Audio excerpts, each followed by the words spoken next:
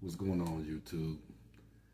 Hey man, it's been a minute, but we here. So let's talk about something, right? Now we all consume a lot of media. Some of it's good, some of it's bad. Even the music we listen to, it can be destructive. But one thing I'm concerned about is with everything going on in the world. I don't expect people to talk about politics. I don't expect people to talk about, you know, local or serious issues all the time.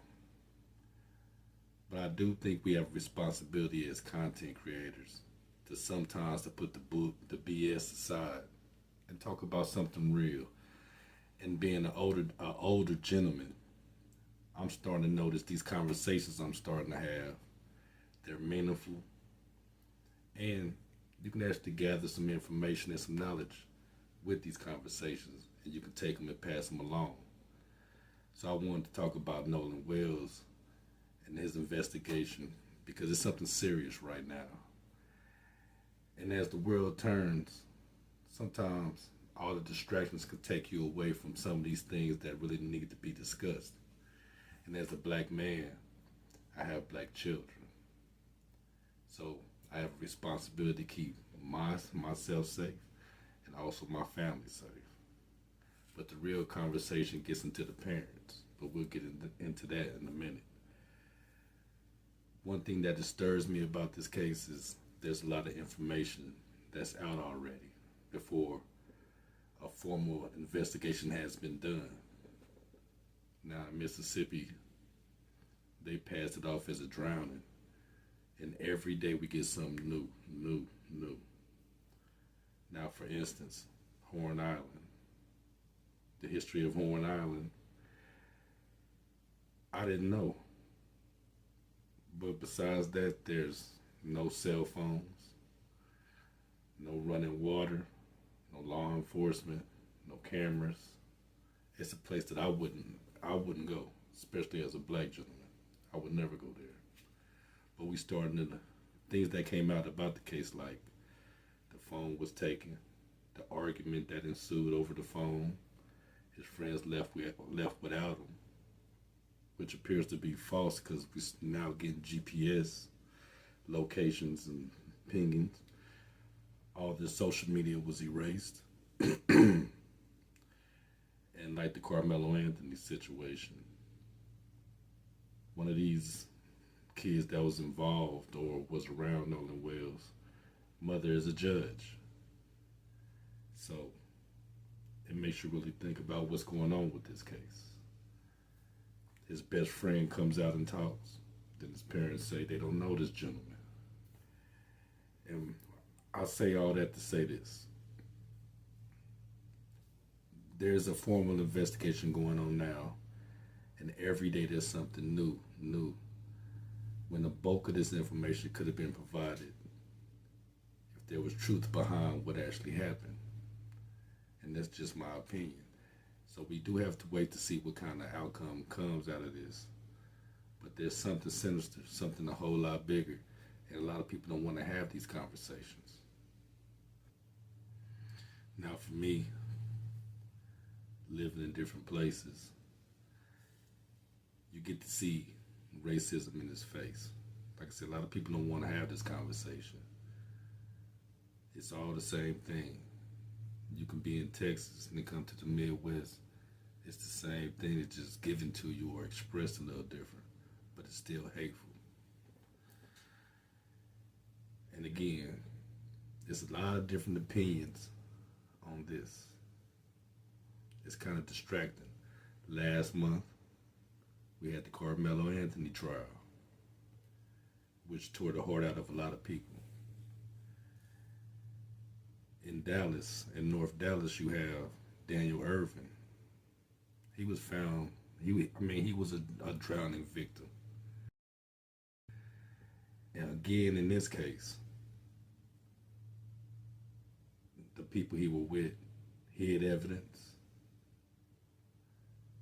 It's just people commonly forget about Mike Brown.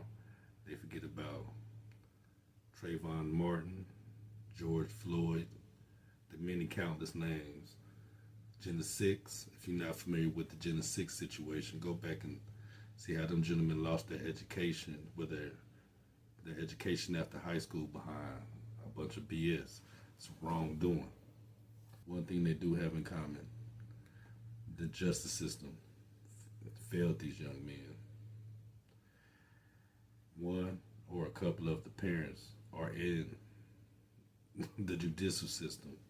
They're civil servants. Lack of investigation by law enforcement and hindering of evidence by the kids that were around these gentlemen. Now, why is this important? I personally feel like this is important. Again, I'm a black man with black children. I have a daughter, my youngest daughter. She's in Arkansas right now.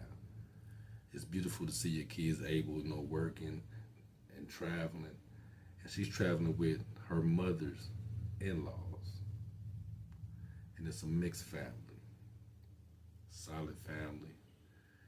Good people. But I'll say this. When you go somewhere else, it's not like it is here. They're from Missouri. That Arkansas experience, it made me really think, and I had to really have a conversation with my daughter. But all this going on in the world, I have to alert my daughter and really have to talk to her. And I had, to let her know and reinforce some things I told her before. Now, for me, I've told her stories about when I lived in Texas. Our campaign was different. Dallas to Shreveport, to Pine Bluff to Little Rock. Every couple of weeks, me and my homeboys used to back and just go have fun. Even with those good times, I told her the bumps and bruises and sometimes having to sit down in these situations. All because the apparent reason, the racial issues, it's not a friendly place for her. Some of these places are not that friendly, let me say that. Sundown Town still exists, but it's just bad people. And when I talked to her, I'm gonna tell you what I told her. If you ever in a situation that you feel uncomfortable or you don't feel safe, leave, go get help. Even though she's with people that I trust, but they're not her parents.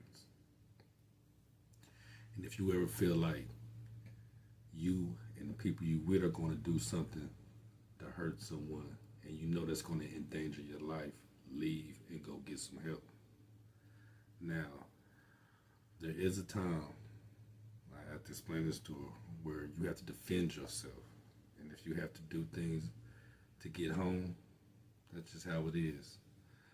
And it's sad that we have to tell our kids this and make them aware at a young, ripe age in their mind where they're developing and figuring themselves out. But the harsh realities, the harsh realities is, I guess that's just what it is. That's just what we have to do for our children. But this is what I wanted to say too.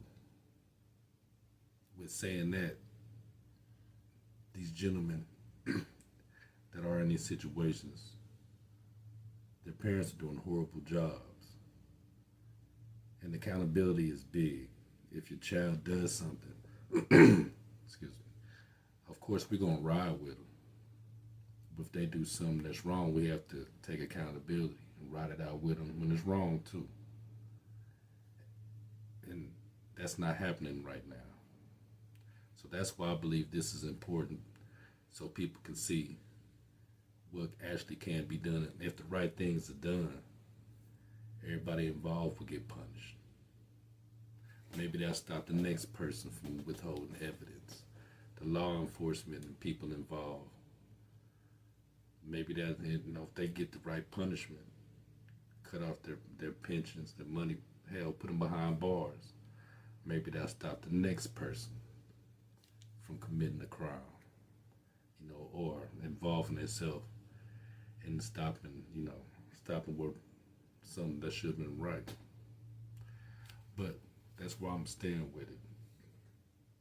I just want people to be aware, and we have to teach our children to be accountable for their own actions. But it starts with us. It starts here in the home. And without that, their foundation, no matter how they take it in life, if they succeed, if they don't, at least they have something that's in them to make them a better person. But hey, that's all I got. I think I'm gonna start coming on having more conversations, especially with being a TBI survivor. But start having some real conversations. And yeah, I think I'm gonna be on some BS sometimes. But I think it's time for some real conversations with some real good people. So with that, be aware, be informed, and please be safe. We'll talk in a minute.